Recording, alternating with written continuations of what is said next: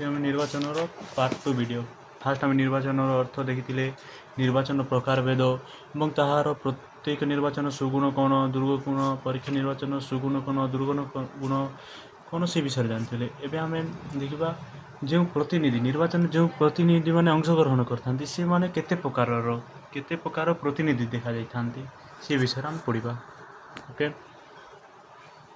देखो जनसमर्थन भित्तिर उपरे प्रतिष्ठित और जनमत अनुजाई परिचालित गणतंत्र शासन वर्तमान प्रचलित शासन व्यवस्था गुड़िक मध्य सर्वोत्तम अटे। देख जो गणतंत्र प्रचलित होती जनमत द्वारा जो शासन प्रतिष्ठा होती से गणतंत्र हूँ उत्तम शासन सर्वोत्तम शासन बोली कहुई।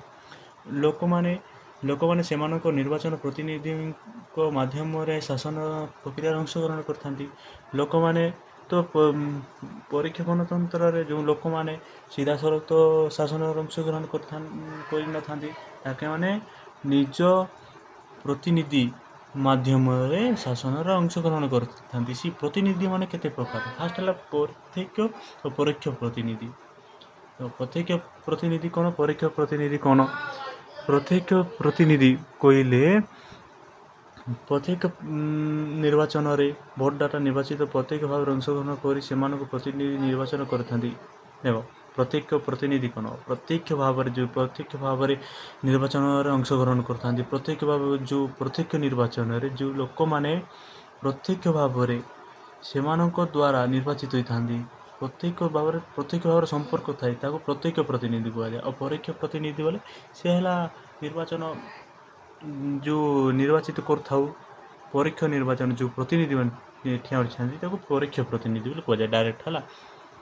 तापर क्षेत्रीय आंचलिक प्रतिनिधि कौन आंचलिक प्रतिनिधि बोले कौन देख गोटे अंचल यह देख छाड़ गोटे अंचल गोटे व्यक्ति शासन गोटे व्यक्तिर बेसी जमी आमर ओडिशा रे प्रथमे विजु पट्टनायक प्रति निर्वाचन अंशग्रहण करते से भोट देते बेसी लोक कारण से आंचलिक प्रतिनिधि से अंचल गोटे अंचल बास करता गोटे लोक जदि से ठिया उठे निर्वाचन से अंचल व्यक्ति को से आंचलिक प्रतिनिधि बोली कहगला। समानुपातिक प्रतिनिधि कौन संख्यालघु श्रेणी शासन प्रक्रिया उपयुक्त प्रतिनिधि प्राप्त होगा आवश्यक अनाथ गणतांत्रिक व्यवस्था विफल हो जाए। देख समानुपातिक प्रतिनिधि बोले कौन या दुई प्रकार एकक हस्तांतर भोट प्रथा बा गोटे लोक गोटे भोट सीटा गोटे अतालिक भोट व्यवस्था बोले देख जिते आम से प्रतिनिधि बाची था से प्रतिनिधि बाछा भोट जो गणा दे थाए सीटा समानुपातिक प्रतिनिधि समानुपातिक प्रणाली द्वारा से भोट व्यवस्था होता है एकक भोट व्यवस्था एकक हस्तांतर भोट व्यवस्था तालिका भोट व्यवस्था तालिका पद्धति यह आमर सीटी होता है राष्ट्रपति निर्वाचन से वृत्तिगत प्रतिनिधि गोटे निर्दिष्ट वृत्तिर लोक मानक नहीं एक निर्वाचन मंडली गठन कर जाए।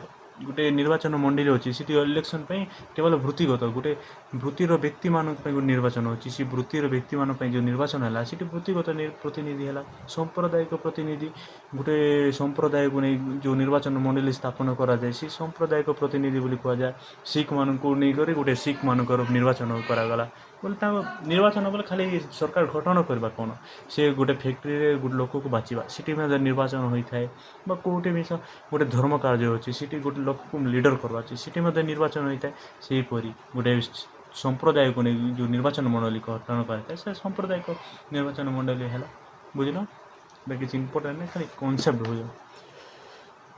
तापर भोट दान योग्यता यहाँ मेन 5 मार्क क्वेश्चन आसवे निर्वाचन कौन और भोट दान करने योग्यता कौन कौन है आवश्यक। देख भोट दान अधिकार नियंत्रण करने भोट दान जो नियंत्रण होती भोट जो बेकार भोट जाऊँगी व्यवस्था को नियंत्रण करने गोटे योग्यता दरकार से भोट देवाई गोटे लोक को योग्यता दरकार। फास्ट है योग्यता शिक्षागत योग्यता गणतंत्र सफलता शिक्षा एक मानदंड एणु भोटर मानक एक निर्दिष्ट शिक्षागत योग्यता रहा दरकार को राष्ट्र मध्य हो पारे शिक्षागत योग्यता बा देख वृत्तिगत फैक्ट्री रे जो निर्वाचन होती शिक्षा जो लोक मैंने शिक्षा थे से मैंने को योग्यता दि जाए से परी है शिक्षागत योग्यता है आवश्यक। वृत्तिगत योग्यता गणतंत्र सफल शासन परिणत करने समस्त स्वार्थ रक्षा करने वृत्तिगत प्रतिनिधि दाबी करा आंचलिक निर्वाचन परिवर्ते वृत्तिगत निर्वाचन जे लोक मैंने शासन करेंगे से वृत्ति ରେ ନିଯୁକ୍ତି ହେଇଥାଏ ବୃତ୍ତିଗତ ଯୋଗ୍ୟତା ହେବ ସେ ଲୋକମାନେ ବୃତ୍ତି ହେବା ଆବଶ୍ୟକ। ସେମିତି ବୟସକ ଯୋଗ୍ୟତା ଭାରତର ବୟସକୁ ନେଇ ଯେ 18 ବର୍ଷ ଉର୍ଦ୍ଧ୍ୱ ହେଲା ସେ ଶିକ୍ଷିତ ହେଉ କି ଅଶିକ୍ଷିତ ହେଉ କି ବୃତ୍ତି କରୁ କି ଯେ କରୁ ସେ ଭୋଟ ଦେବାର ଯୋଗ୍ୟତା ଅଛି। ସେହିପରି ଭୋଟଟା ନିର୍ଦ୍ଦିଷ୍ଟ ବୟସ ନିରୂପିତ ହେବା ଦରକାର। ଭାରତର ଜଣେ 18 ଭାରତରେ 18 ବର୍ଷ ସେହିପରି ଇଂଲଣ୍ଡ ଆମେରିକାରେ ମଧ୍ୟ 18 ବର୍ଷ ହେଲା। ଇଂଲଣ୍ଡ ଆମେରିକା ସୋଭିଏତ ରୁଷ ପରି ଦେଶରେ 18 ବର୍ଷ ଆଉ ସୁଇଜରଲ୍ୟାଣ୍ଡରେ 20 ବର୍ଷ ଦରକାର ହେଲା। ସୁଇଜରଲ୍ୟାଣ୍ଡରେ 20 ବର୍ଷ ପିଲାମାନେ ଭୋଟ ଦେଇପାରିବେ। 20 ବର୍ଷର ପିଲାମାନେ। ତାପରେ ମାଲେସିଆରେ 16 ବର୍ଷର ବୟସ ମାନେ ସର୍ଟ କୋଶ୍ଚିନ୍ ପଡ଼ିପାରେ। ମାଲେସିଆରେ କେତେ ବର୍ଷ ଉର୍ଦ୍ଧ୍ୱ ହେଲେ ବ୍ୟକ୍ତିମାନେ ଭୋଟ ଦେବାର ଅଧିକାର ଅଛି? 16 ବର୍ଷ। ସେପରି ଭାରତରେ ରୁଷିଆରେ 18 ବର୍ଷ, ସୁଇଜରଲ୍ୟାଣ୍ଡରେ 20 ବର୍ଷ। ସେହିପରି ତାର ଲିଙ୍ଗଗତ ଯୋଗ୍ୟତା ନାରୀ ଓ ପୁରୁଷ ଭେଦରେ ଭୋଟ ଅଧିକାର ବ୍ୟବସ୍ଥା ହେବା ଉଚିତ ବୋଲି କେତେକ ରାଷ୍ଟ୍ର ବିଚାର କରିଥାନ୍ତି ହେଲା। କେଉଁ ରାଷ୍ଟ୍ର ବିଚାର କରିଥାନ୍ତି କି ଲିଙ୍ଗଗତ ଯୋଗ୍ୟତା ରହିବା ଆବଶ୍ୟକ। କେଉଁ ରାଷ୍ଟ୍ର ମାତ୍ର ଏବେ ତ ସବୁ ଉଠିଯାଇଛି। ଯେମିତି ଆମେରିକାରେ 1919 ପୂର୍ବରେ ନାରୀମାନଙ୍କୁ ଭୋଟ ଦେବାର ଅଧିକାର ନଥିଲା। 1919 ପରେ ନାରୀମାନଙ୍କୁ ଭୋଟ ଦେବାର ଅଧିକାର ହେଲା 1919। ସେହିପରି ଇଂଲଣ୍ଡରେ 1928 ମସିହାରେ, ସେ ସୁଇଜରଲ୍ୟାଣ୍ଡର 1971 ମସିହାରେ ନାରୀମାନଙ୍କୁ ଭୋଟ ଦେବାକୁ ଅଧିକାର ଆସିଲା। ଆଗରେ ବଞ୍ଚିତ ଥିଲେ ହେଲା। ସୁଇଜରଲ୍ୟାଣ୍ଡରେ କେଉଁ ବର୍ଷରେ ନାରୀମାନଙ୍କୁ ଭୋଟ ଦେବାର ଅଧିକାର ହେଲା? 1971।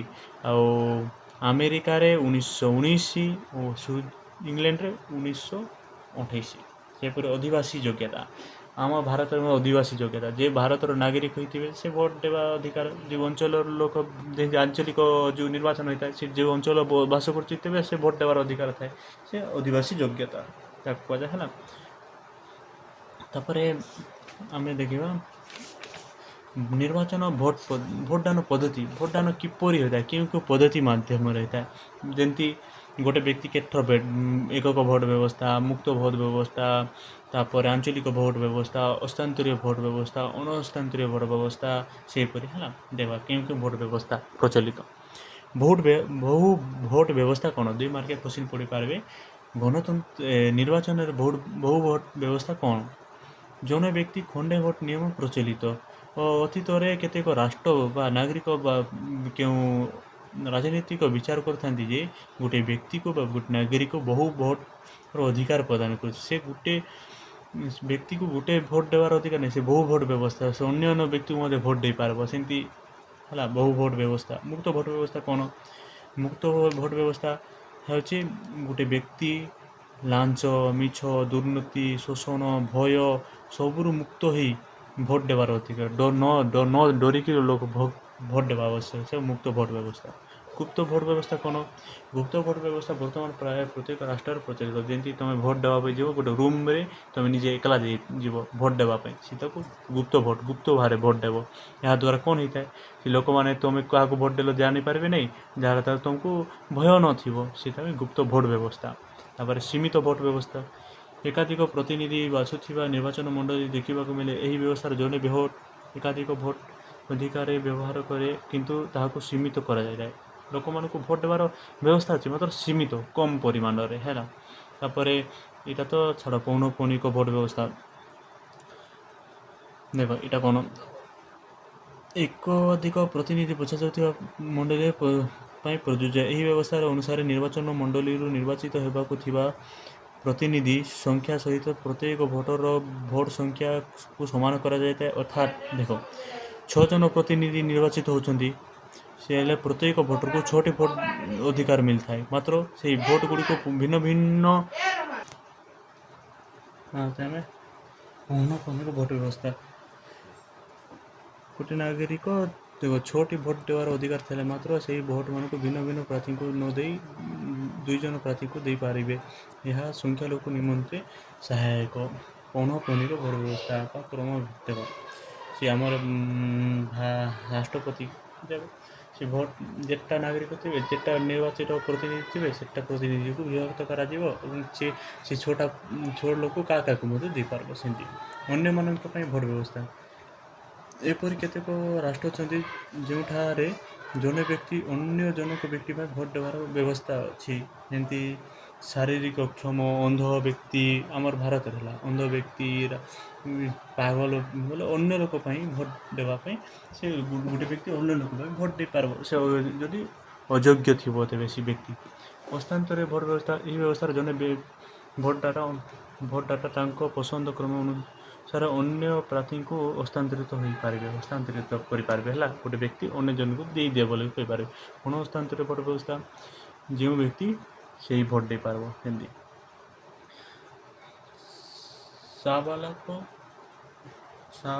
ସାର୍ବଜନୀନ ସାବଲକ ଭୋଟ ବ୍ୟବସ୍ଥା ଭୋଟଦାନ ନାଗରିକମାନଙ୍କ ଏକ ରାଜନୈତିକ ଅଧିକାର ଭୋଟଦାନ ନାଗରିକଙ୍କର ଏକ ରାଜନୈତିକ ଅଧିକାର ଗୋଟେ ଅଧିକାର ହେଲା ସାର୍ବଜନିକ ସାବାଲକ ଭୋଟ ପ୍ରଥା କ'ଣ ଯେଉଁ ଦେଶରେ ସମସ୍ତ ସାବାଲକ ନାଗରିକ ଏକ ନିର୍ଦ୍ଦିଷ୍ଟ ବୟସରୁ ଉର୍ଦ୍ଧ୍ୱ ହୋଇ ଜାତି ଧର୍ମ ବର୍ଣ୍ଣ ଲିଙ୍ଗ ସମ୍ପତ୍ତି ଶିକ୍ଷାଗତ ଯୋଗ୍ୟତା ନିର୍ବିଶେଷରେ ଭୋଟ ଦେବାର ଅଧିକାର ପାଇଥାନ୍ତି ତାହାକୁ ସାର୍ବଜନୀନ ସାବାଲକ ଭୋଟ ବ୍ୟବଧାନ ପଦ୍ଧତି କୁହାଯାଏ ଯେଉଁ ଦେଶରେ ସମସ୍ତ ସାବାଲକ ନାଗରିକ ଏକ ନିର୍ଦ୍ଦିଷ୍ଟ ବୟସର ଉର୍ଦ୍ଧ୍ୱ ହୋଇ ଜାତି ଧର୍ମ ବର୍ଣ୍ଣ ଲିଙ୍ଗ ସଂସ୍କୃତି ଶିକ୍ଷା ଯୋଗ୍ୟତା ନିର୍ବିଶେଷରେ ଭୋଟ ଦେବାର ଅଧିକାର ପାଇଥାନ୍ତି ତାକୁ ସାର୍ବଜନୀନ ସାବାଲକ ଭୋଟ ପ୍ରଥା ବୋଲି କୁହାଯାଏ ଭାରତ ତଥା ପୃଥିବୀର ଅନେକ ରାଷ୍ଟ୍ରରେ ଏହି ପଦ୍ଧତି ଅପଣାଇଛନ୍ତି ଏହା ପ୍ରଥାର ସୁଗୁଣ କ'ଣ ଦୁର୍ଗୁଣ କ'ଣ ଦେଖ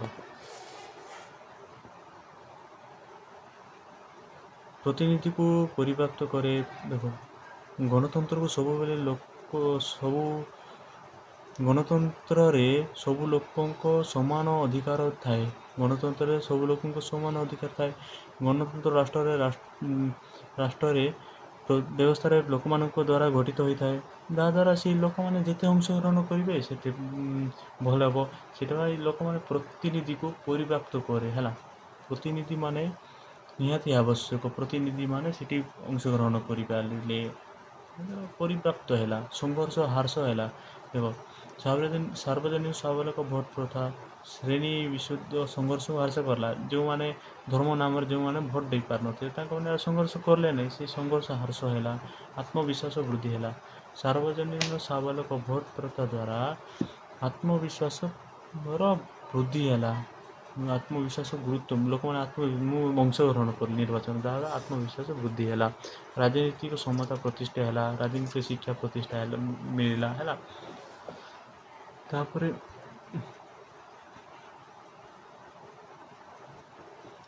ସାର୍ବଜନୀନ ସାବଲକ ଭୋଟ ପ୍ରଥାର ଦୁର୍ଗୁଣ କ'ଣ ଦେଖ ଅଯୋଗ୍ୟ ବ୍ୟକ୍ତିଙ୍କ ହାତରେ କ୍ଷମତା ଯେଉଁ ବ୍ୟକ୍ତିମାନେ ବୟସ ଉର୍ଦ୍ଧ୍ୱ ହୋଇଗଲେ ମାତ୍ର ତାଙ୍କର ଶିକ୍ଷା ନଥିବ ତାପରେ ତାଙ୍କର ବୃତ୍ତିଗତ କ'ଣ ମାନସିକ ଖରାପ ଥିବ ବା କେଉଁ କାରଣରୁ ସେମାନେ ଅଯୋଗ୍ୟ ଥିବେ ସେ ବ୍ୟକ୍ତିମାନଙ୍କୁ ମଧ୍ୟ ଭୋଟ ଦେବା ବ୍ୟବସ୍ଥା ପ୍ରଚଳିତ ହେଲା ତାହେଲେ ଅଯୋଗ୍ୟ ବ୍ୟକ୍ତିମାନେ କ୍ଷମତାରେ ଆସିଲେ ଧନିକମାନଙ୍କର ନିର୍ବାଚନ ଦେଖ ସାବଲକ ଭୋଟ ବ୍ୟବସ୍ଥା ପ୍ରତ୍ୟେକ ବ୍ୟକ୍ତିଙ୍କ ପାଖରେ ଭୋଟ ବ୍ୟବସ୍ଥା ଧନିକମାନଙ୍କ ନିର୍ବାଚନ ଦେଖ ଏ ନିର୍ବାଚନ ପରିବ୍ୟାପ୍ତ ହେଲା ପ୍ରତ୍ୟେକ ବ୍ୟକ୍ତିଙ୍କ ପାଖେ ଭୋଟ ଦେବାର ବ୍ୟବସ୍ଥା ସେ ଲୋକମାନଙ୍କୁ ସେ ପ୍ରାର୍ଥୀମାନଙ୍କୁ ଯେଉଁ ଖର୍ଚ୍ଚ ହୁଏ ନିର୍ବାଚନ ଖର୍ଚ୍ଚ ହେଲା ସେ ଗରିବ ଲୋକମାନେ ସେ ଖର୍ଚ୍ଚକୁ ମେଣ୍ଟେଇ ପାରିଲେ ନାହିଁ ଯାହାଦ୍ୱାରା ଧନିକ ଲୋକମାନେ ନିର୍ବାଚନ ଅଂଶଗ୍ରହଣ କଲେ ଦାୟିତ୍ୱହୀନ ଭୋଟ ଦାନ ସମସ୍ତ ବୟସପ୍ରାପ୍ତ ନାଗରିକଙ୍କୁ ଭୋଟ ଦାନ କ୍ଷମତା ଦେଇଦେଲେ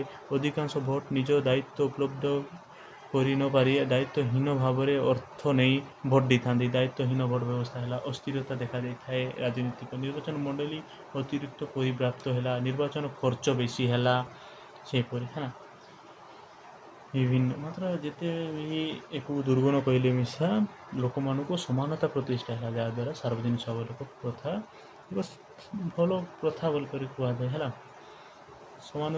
ସମାନୁପାତିକ ଭୋଟ ଦାନ ପ୍ରଥା ଏତେ ଇମ୍ପୋର୍ଟାଣ୍ଟ ନାହିଁ ନାରୀ ଭୋଟ ବ୍ୟବସ୍ଥା କ'ଣ ଦେବ ନାରୀମାନଙ୍କୁ ଭୋଟ ଦାନ ବ୍ୟବସ୍ଥା ଆଗେ ଦେଉନଥିଲେ ମାତ୍ର ପ୍ରଚଳିତ ନାରୀମାନଙ୍କର ଯେଉଁ ଆନ୍ଦୋଳନ ଚଳିଲା ନାରୀ ଯେଉଁ ଦେଖାଗଲା ତାଦ୍ୱାରା ନାରୀମାନଙ୍କୁ ଭୋଟ ଦାନ ବ୍ୟବସ୍ଥା ଦେଖାଗଲା ଇଂଲଣ୍ଡରେ 1928 ଆମେରିକାରେ 1919 ସୁଇଜରଲ୍ୟାଣ୍ଡର 1971 ମସିହାରେ ହୋଇଛି ଆଗରେ ତାର ସୁଗୁଣ କ'ଣ ନାରୀମାନଙ୍କୁ ସମାନତା ପ୍ରତିଷ୍ଠା ହେଲା ନାରୀମାନଙ୍କର ସୁଯୋଗ ଗୁଣ ସମ୍ପନ୍ନ ହେଲେ ଅର୍ଥନୀତିକ ସମାନତା ମିଳିଲା ନାରୀମାନଙ୍କୁ ସଭ୍ୟତାର ଦାବି କରିପାରିଲେ ସାମାଜିକ ପ୍ରଗତି ହେଲା, ବିଭିନ୍ନ କାରଣ ଲେଖିପାରିବ ତୁମେ ହେଲା।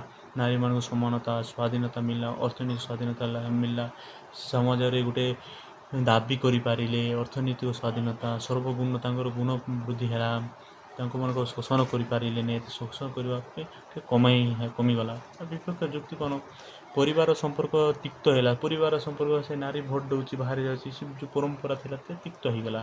ନାରୀମାନଙ୍କୁ ସୁଲଭ ଗୁଣ ନଷ୍ଟ ହେଲା, କୋମଲତା ନିର୍ମତା ସେ ଘର ରହି କରୁଥିଲେ, ନାରୀମାନଙ୍କୁ ସମସ୍ତ ସମସ୍ୟାର ମୁକାବିଲା କରିପାରିବେ ନାହିଁ। ତାପରେ ଈଶ୍ୱର ଯେମିତି ଗଢ଼ିଛନ୍ତି ତାଙ୍କୁ କୋମଳ ଗଢ଼ିଛନ୍ତି, ତାଙ୍କେ ଏଇ କାର୍ଯ୍ୟ କରିପାରିବେ ନାହିଁ ବୋଲି କୁହାଗଲା।